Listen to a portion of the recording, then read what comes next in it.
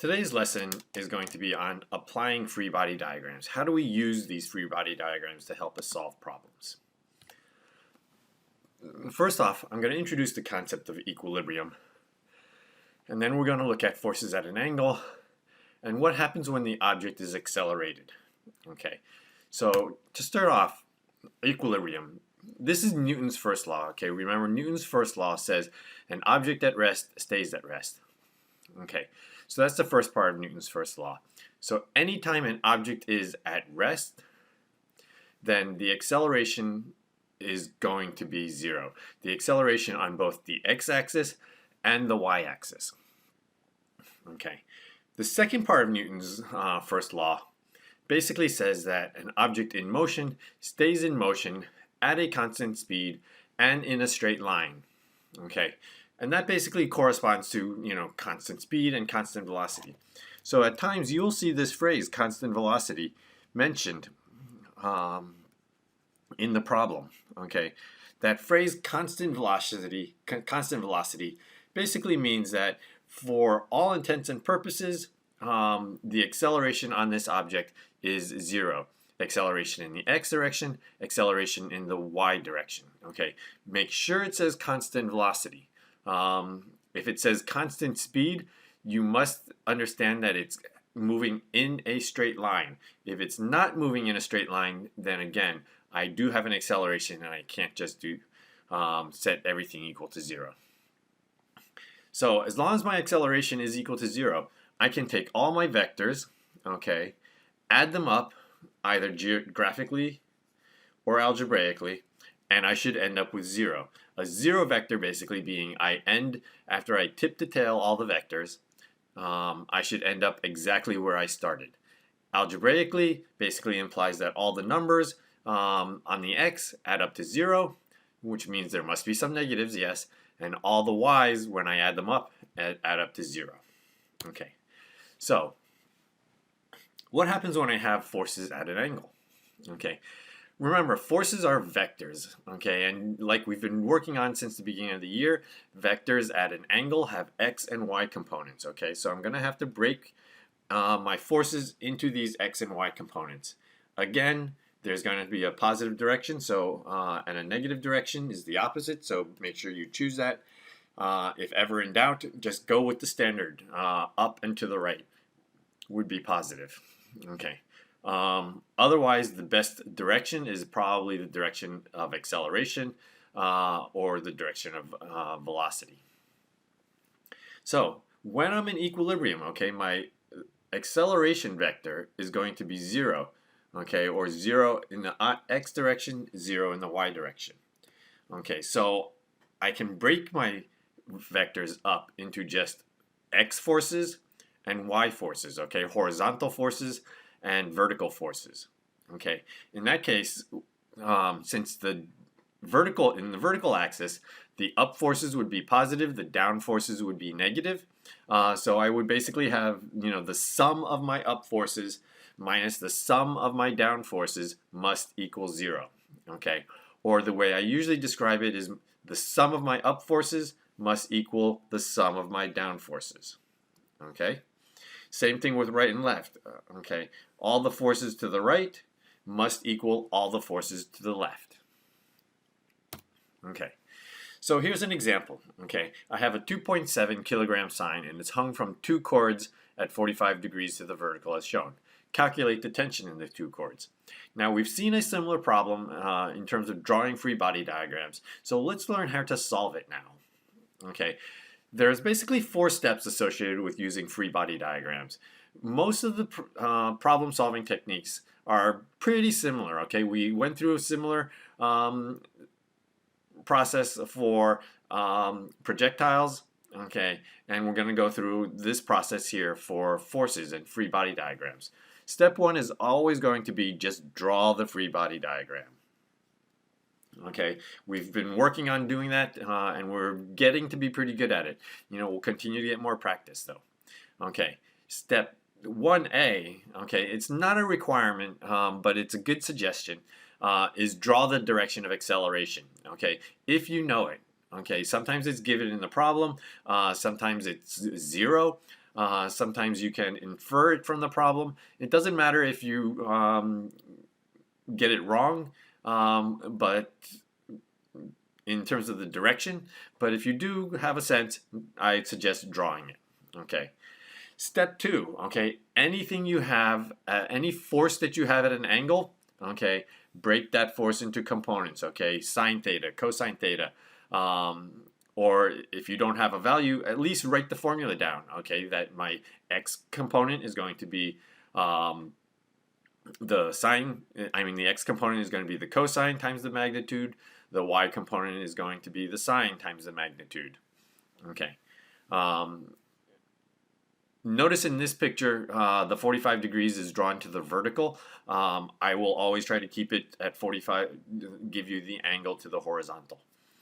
Okay, so step 3, okay, is to basically write your equations, okay. In terms of projectiles, this was, which equation do I use? Distance is equal to VIT plus 1/2 AT squared. But in this case, it's basically Newton's second law that I'm going to be using that says my acceleration, okay, is going to equal the sum of my forces divided by the mass. In this case, we're going to break it into just the x components and the y components. So I'll end up with 2 equations. Okay, sometimes I'll have 2 equations and 2 unknowns, and that's what I have to solve. Most of the time, it is fairly easy, okay, especially since all of the problems that I'm going to be giving you will have one of the accelerations equal to 0, if not both. Okay, at least one of them is going to be equal to 0, which makes the problem a lot easier. And then step 4, okay, once you've written the equations, this is where the algebra starts to kick in. Okay, if you're not strong at algebra, I suggest getting a lot more practice in terms of that, because it'll really help. So here we are with the problem, okay.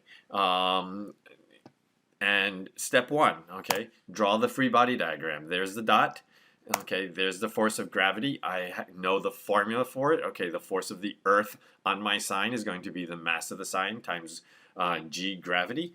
In this case, my sign happens to have a mass of 2.7 kilograms, so that's going to give me a force of about 27 newtons, a little bit less if I use 9.8, but let's just use 10 at this point. Besides that force, I have the force of the left rope on the sign and the force of the right rope on the sign. There's no surfaces, no friction, okay, it's just hanging there. So I'm going to write the acceleration down too. Okay, my acceleration equals 0. Okay, so there's my free body diagram. Okay, I'm going to move the sign out of the way just to clear up the picture. And this is my free body diagram. Okay, the equations on the bottom are basically the x and the y equations, and I get that from this. Okay, the second step, remember, break the forces into components. So here I have x components and y components shown in green, and here's my equations. Okay, acceleration in the x equals my x forces divided by m. Acceleration in the y is my y forces divided by m. Okay, acceleration in the x, I have 2 horizontal forces. Okay, green to the right, green to the left. Okay, and so I have force of the right rope, x, on the sign, plus negative force of the left rope, x, on the sign.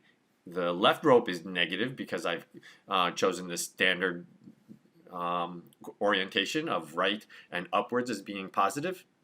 Okay, so there's my right rope vector. There's my left rope vector. To the left, that's why it's negative. Okay, on the y-axis, I have force of the right rope going up, positive. Force of the left rope going up, positive. Force of earth on the sign, negative, because that one's going down. Okay, so there's my vectors again, the right rope and the left rope, and then gravity going down, equals to 0. Okay, at this point it might look like I have 3 unknowns. Okay, right rope, I have 4 unknowns. Right rope x, left rope x, right rope y, left rope y. Okay, but they eliminate themselves very quickly. Okay, because we know a couple of other things. Okay, And that's given by the angle. Okay, how is the right rope X related to the right rope Y? Because it's a 45-degree angle, they're the same. Okay, otherwise we'd have to, set up a tangent relationship between them. Okay, but on the x-axis, okay, I basically have the magnitude of the force of the right rope, okay, not just x, okay, because this is force of the right rope times the cosine of 45, minus the force of the left rope times the cosine of 45. Moving the left rope to the other side, okay, so here's right rope x and left rope x. Replacing cosine of 45 with root 2 over 2, I basically end up with force of the right rope times this equals force of the left rope times that, or basically the two forces are the same. Right rope equals left rope. Okay, if you see a similar problem, okay, understand that this statement of the right rope and the left rope being the same force or same tension is only because the angles are the same. Okay, so be careful. If the angles are not the same, they will be different forces. Okay, on the y side, okay, here's force of the right rope y, force of the left rope y, minus that 27 newtons for mg. Okay, I move the mg to the other side, so it becomes positive 27. And this is the form that says up forces equals down forces. No minus signs needed. Again, I've replaced sine 45 with root 2 over 2. In this case, because I know the right rope and the left rope are the same, I can basically add these two together. This right rope equals left rope. So by adding them, I get rid of the fractional 1/2. Okay, and I'm left with force of the right rope on the sine times the square root of 2 equals 27. And after a little bit of punching into my calculator, I find that the force of the two ropes is equal to 19.1. Okay, notice when I add those two up, okay, just add them up. 19.1 plus 19.1 gives me 38, which is greater than 27. If that's a surprise to you, understand that the ropes, besides holding up the sign, the ropes are also trying to pull the sign to one side or another. So there's a little bit of a tug of war going on left and right, as well as holding up the sign. Okay, so the sign is in a situation where both the x and the y axis have an acceleration of 0. Okay, if the system is not in equilibrium, it says there's acceleration, or maybe there's some kinematics that you have to work through to find the acceleration. Okay, so in this case, the system is not in equilibrium.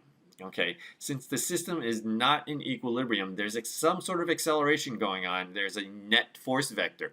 If I add my vectors up, then the result of all those vectors, okay, is not going to be the 0 vector. Instead, it will be my net force vector. Okay, and the net force and the acceleration are going to be in the same direction because my net force is just my acceleration multiplied by that scalar of the mass of the object. Okay, in all the problems that we're going to be facing, one of the axes, usually the y-axis I would say, but not always, usually the y-axis is going to be 0. Okay, it may be the x, it may be the y, one of them will be 0. In that case, it just makes the problem a lot easier. I don't need you to really work out those mathematical muscles to figure out these problems. Okay. So, for example, I have a constant force of 3.2 newtons, which is being used to push a 1.6 kilogram box across the ice. And this is frictionless. Okay, so if you need to, we draw our picture. Here's my ice, here's my box, here's my force of 3.2 newtons, and there's no friction, so I really don't need to worry about a force to the left. Okay, and let's write the mass of my box, 1.6 kilograms. Okay, if I was to complete the free body diagram, I would draw a force down for the force of Earth on the box, and a force up, which is the normal force of the ice on the box. Okay, so here they are. I don't really need to draw them because they're not important to this example. because they are equal, okay, if I add the up force with the down force, they cancel. Okay, there's no acceleration in the vertical axis.